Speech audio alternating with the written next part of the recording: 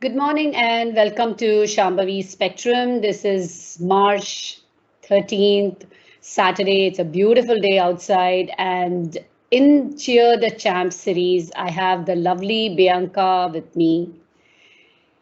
Now, Bianca, thank you so much for finding the time for joining me in this session. And I am definitely interested to know what water means to you.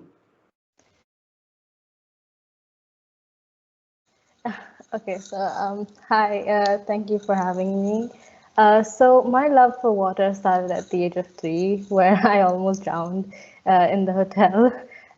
So I was in several different swimming academies. They were like Speedo, Wasal, Indus, and Ansa. And I started professionally swimming at the age of 11, where my day would start at 3 in the morning. I would go, I would swim for 2.5 hours, and then I would go to school, then I would come back, and then I would go swimming again. So, yeah, So this Bianca who's getting up at 3 in the morning, swimming, going to school, coming back again and swimming. Is she a happy Bianca? oh, of course, I would get up to challenges that, I would just focus on one thing that, if you can do it, if you can dream it, you can do it. That's what my motivation was. And I got the opportunity to train under the Olympic coach of India. His name was Pradeep Kumar. And honestly, thanks to my parents who put a lot of effort into driving me in the morning, taking the effort to just wake up and, because it's a hard thing to wake up at 3 in the morning and, dropping your child. And I know for a fact that my parents like never, never really like this. Sorry. They were always happy to support you, and I would have actually asked you that as the next question, to say that what was the role of your parents. Then of course I know your mother, and I know the kind of contribution that she has done, and like you said, your parents picking you up, dropping you.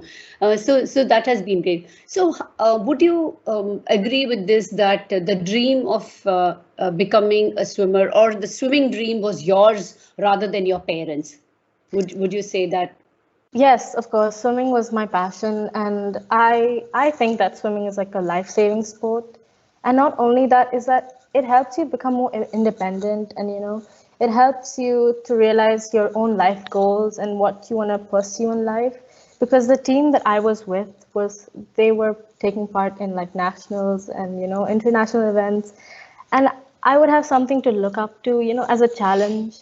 And my parents were always there to support me. So, That's so. yeah. That's what the main thing which I was trying to understand is, it how important is it to for it to be the child's dream rather than for it to be the parents' dream, because we do hear of a lot of scenarios where there is so much pressure from the parents, but you from the beginning have said that this was your dream and you wanted to do it, and your love for water is what kind of.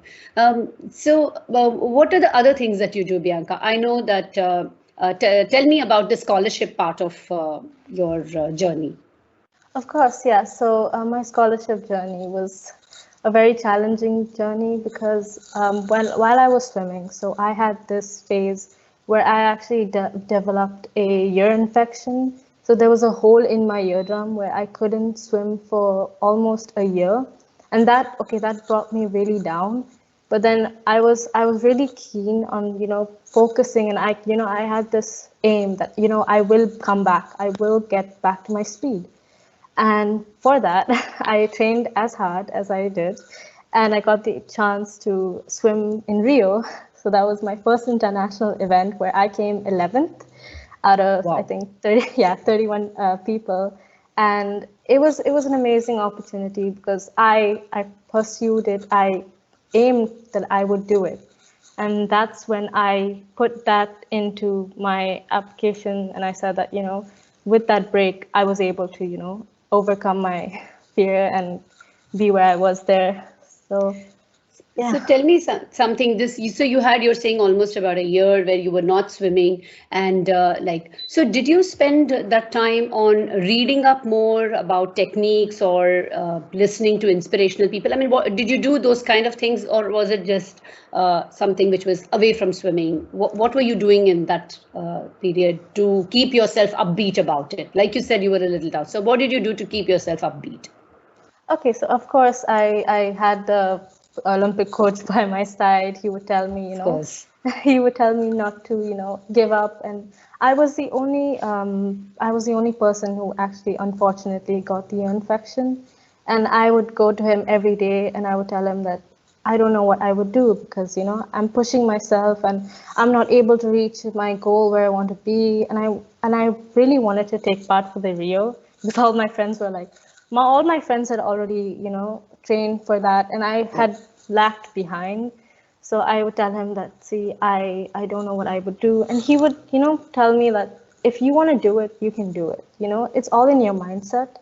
And if you set your mind to it, you can do it. So he would tell me, yeah.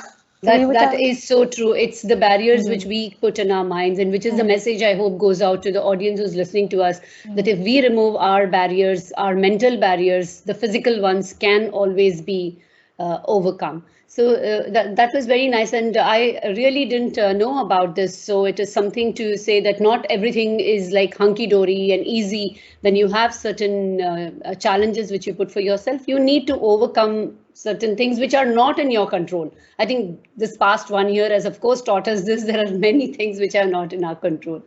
So, Bianca, who's not in swimming in the water, what is she doing? What do you do otherwise? So I'm actually in my spare time, I tutor a Down syndrome child. I help her with homework, her schoolwork. And I feel that when I'm out of the water, I'm a different person. And with all the time that I have, I would rather, spend like helping someone. And I have also taken a sign language course. Yeah, So I read that in the PDF. It's yes, very, very nice. Yes. yeah, I've taken a sign language course. I have also volunteered for Special Olympics that happened last year. So actually helped me realize what the world outside is like, because my day would obviously start at 3, and I wouldn't really have much of the time to focus on everything else. But yeah, I would take time to spend on doing different extracurriculars. I'm actually a ball kid for the Dubai Duty Free that is I happening. believe so. Congratulations. So you're meeting all kinds of celebrities, tennis celebrities right now. Yes, Yeah, I you am. can't say you're rubbing shoulders with them because now we are in COVID times, but you're definitely in the same environment. So that is, how is that going for you? How do you feel out there when you're in? I feel it's something that to keep me active, during this COVID times, because my swimming has been off and on these past couple of days because of COVID. They've taken serious measures. But being on the court with the players, reminded me of, how I took a challenge, because being a ball kid it's a pretty hard work, to run after the balls and pass the balls. So being there, it actually helped me, figure out my active life. Yeah. Very, very, and you chose tennis for some specific reason, or it just happened to you?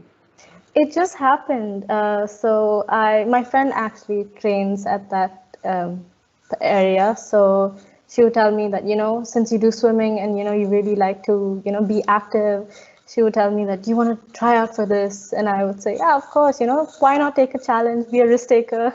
That's what IB teaches us. So yeah, so I took this challenge and I'm pretty happy. So I'm actually I did the duty free. I was doing the Australia Open, and yeah, so it's pretty Nice, very, amazing. very nice. So one of the questions I would have asked you about swimming is that does it make you lonely? Are you a loner? No friends? But you've mentioned friends a couple of times. So how have you managed what kind of role have your friends played in your being where you are today, Bianca? So my friends have been the number one supporters of me. they would tell me to never give up and never, lose your dreams and just focus on what you want to do, because like we said, we only have one life, and you have to live it to the fullest, and take challenges, and be who you want to be. And my friends have supported me all the way through. They would, just be there for me. I would thank them for that. So any kids out there who are interested in becoming sports people and who are more probably inclined towards sports rather than academics, what kind of a message would you give to them, and what kind of a message do you think you want to tell their parents? So I would tell them just be let your child be who they want to be. If they like a sport, help them, motivate them, and do what they like to do, because at the end of the day, it's your child, and it's like do what it makes them feel happy. Right. Yeah. It's a good thing which you said, because this is always that we want our children to be happy, but then somewhere down the way, what is our happiness? We try to make it into their happiness, and then we are unhappy, and that makes the child unhappy, and it's a very vicious cycle. Especially when it's a non-academic achievement. Definitely, the parents kind of they worry about it. What would a child do, and how far or how big is the range in which they can kind of find a career path for themselves. So some of it might be justified, but I mean, the kind of devotion which you're showing, if the child can show, any child, I think the parents would be able to accept Right. that.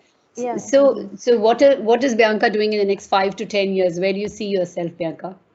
So I am actually planning to, go into a psychology field, because I really like to talk to people and understand what they feel. So I'm hoping to go into a psychology field and be able to understand how people feel, how do they, perceive the world. And that's what I would love to do. That's fantastic. Any last words you want to say to your friends or anyone out there before we close the session for the day?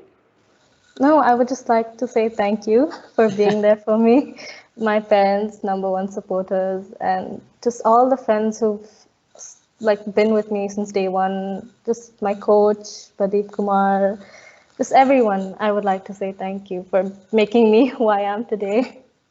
Thank you so much for sharing your time with me, Bianca, and I hope to share the video with you, and I hope your friends, they look, they share, they get inspired, people who are looking at a journey further up in school for academics and in further what they want to do, and the various things that one can do without actually any restrictions. I will share all your achievements in the description, and thank you once again. And bye for now, take care, and we'll meet offline. All right?